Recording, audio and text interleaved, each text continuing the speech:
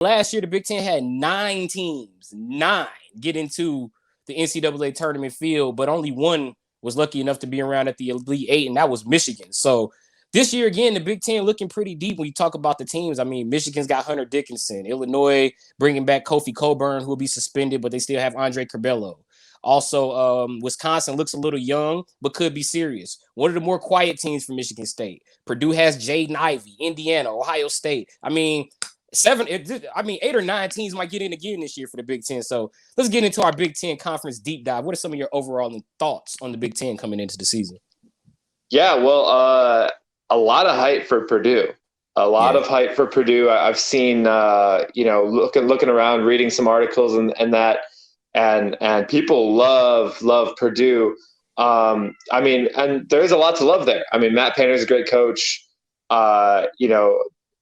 Ivy looks like he's gonna possibly be a breakout player. Yes. Trevion Williams. They got a lot of guys coming back. They got potential there. Like I said, Ivy was a freshman last year, so you figure he's just gonna get better.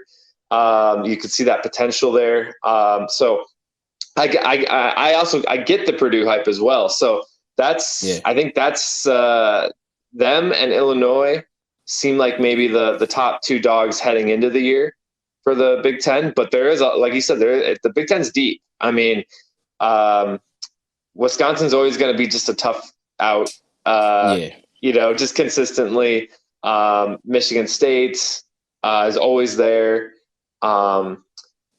Maryland, Indiana, those are teams that have been kind of there, sort of, but a lot of returning talent for Indiana. I don't know. There's a lot of scattered thoughts. It's like the Big Ten does have a lot of teams. I should add Michigan would be up there with Illinois and Purdue.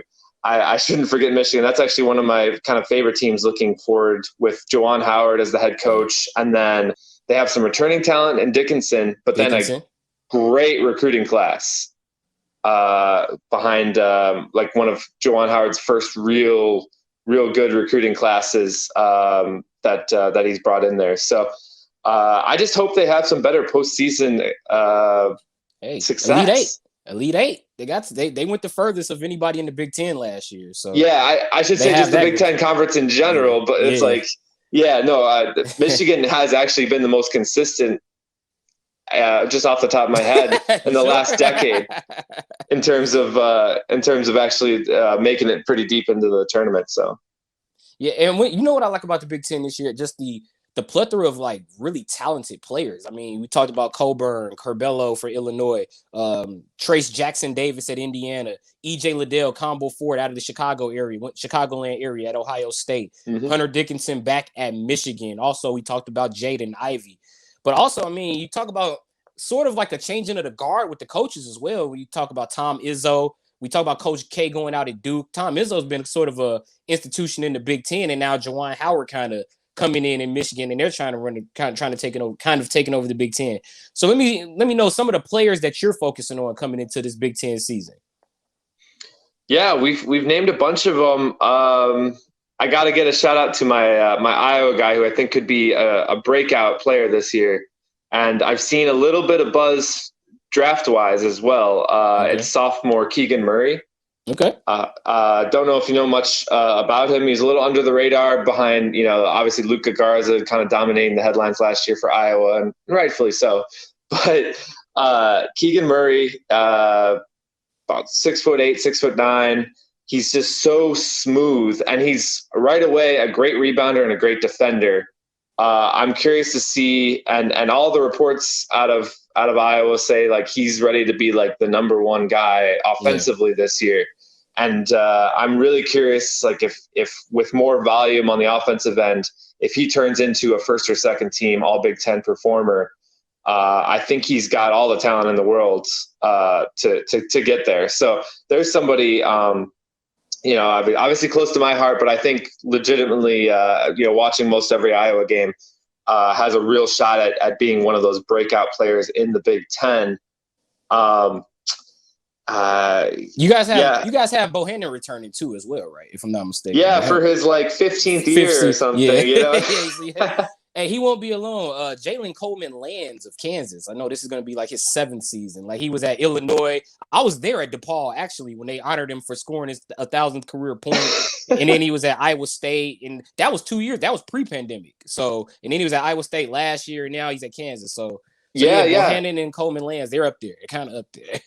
Yeah, Jalen Coleman Lands. I love that because every school he's gone to, he's ended up playing Iowa. And consistently, he'll score 15 to 20 every time because he played at Illinois and had big games. He played at Iowa State and played Iowa, obviously rivalry game. And then he played at DePaul, and Iowa played DePaul in a non-conference matchup the year he was at DePaul. So I don't think Iowa doesn't play Kansas this year, so that's too bad. Maybe it'll be a tournament matchup.